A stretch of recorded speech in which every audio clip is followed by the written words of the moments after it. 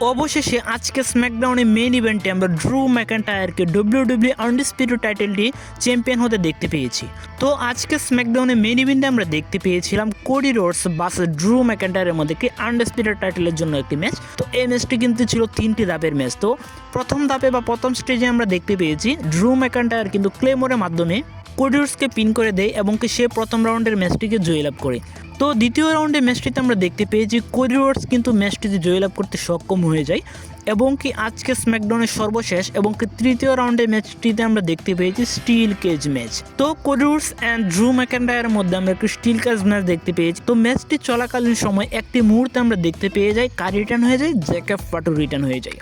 তো জ্যাকেব ফাটু কিন্তু ড্রু ম্যাকইন্টায়ারকে ইন্টারাপ্ট করতে শুরু করে। তো ড্রু ম্যাকইন্টায়ারকে এসে অ্যাটাক করতে শুরু করে। তো আমরা দেখতে পাই পিছন থেকে এসে কোডি রোডস জ্যাকেব ফাটুকে অ্যাটাক করতে শুরু করে। তো সেই সুবাদে আমরা দেখতে পাই জ্যাকেব ফাটু কিন্তু ড্রু ম্যাকইন্টায়ারকে রেখে কোডি রোডসকে ইচ্ছামতে পেটাতে শুরু করে। সেই সুযোগে কিন্তু ড্রু ম্যাকইন্টায়ার স্টিল কেজ থেকে বেরিয়ে যায় এবং কি সে জয়লাভ করে নিউ WWE আনডিসপিউটেড চ্যাম্পিয়ন। এছাড়াও আজকে স্ম্যাকডাউনে আমরা ভালো কিছু ম্যাচ কিন্তু আমরা দেখতে পেয়েছি। তো আমরা দেখতে পেয়েছি ট্রিক্স উইলিয়ামস ভার্সেস রে ফিনিক্সের মধ্যে একটা সিঙ্গেল ম্যাচ। তো এই ম্যাচটিতে ট্রিক উইলিয়ামস জয়লাভ করতে সক্ষম হয়ে গিয়েছে। এছাড়া আমরা দেখতে পেয়েছি MFT ভার্সেস ওয়ার 6 এর মধ্যে একটি 8-ম্যান ট্যাগ টিম ম্যাচ। তো আমরা কিন্তু আজকে দেখতে পেয়েছি আঙ্কেল হাউডিকে পিন করতে সক্ষম হয়েছে তামাতুঙ্গা এবং কি MFT এই ম্যাচটিতে জয়লাভ করতে সক্ষম হয়ে গিয়েছে। এছাড়া আমরা দেখতে পেয়েছি জর্ডানি গ্রেসের কিন্তু স্ম্যাকডাউনের WWE-তে অফিসিয়ালিভাবে প্রথম ম্যাচ কিন্তু খেলে নিয়েছে আজকের মাধ্যমে।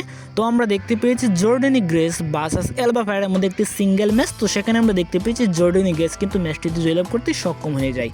এছাড়া আমরা দেখতে পেয়েছি জুলিয়া ভার্সেস অ্যালেক্সা ব্লিসের মধ্যে একটি ইউনাইটেড স্টেট অফ চ্যাম্পিয়নশিপের জন্য একটি ম্যাচ। তো এই ম্যাচটিতে কিন্তু জুলিয়া তার টাইটেলটি রিটেন করতে সক্ষম হয়ে যায় এবং কি আমরা দেখতে পেয়েছি শিনস্কে নাকামুরা ভার্সেস কার্মেলো হেসের মধ্যে কি United state of championship match. তো এই ম্যাচটিতেও কিন্তু কার্মেলো হেস তার টাইটেলটি ডিফেন্ড করতে সক্ষম হয়ে যায়। এই ছিল আজকে স্ম্যাকডাউনের ফুল রিভিউ। তো ভিডিও ভালো লাগলে অবশ্যই লাইক, কমেন্ট এবং কি সাবস্ক্রাইব করে পাশে থাকবেন। ধন্যবাদ সবাইকে।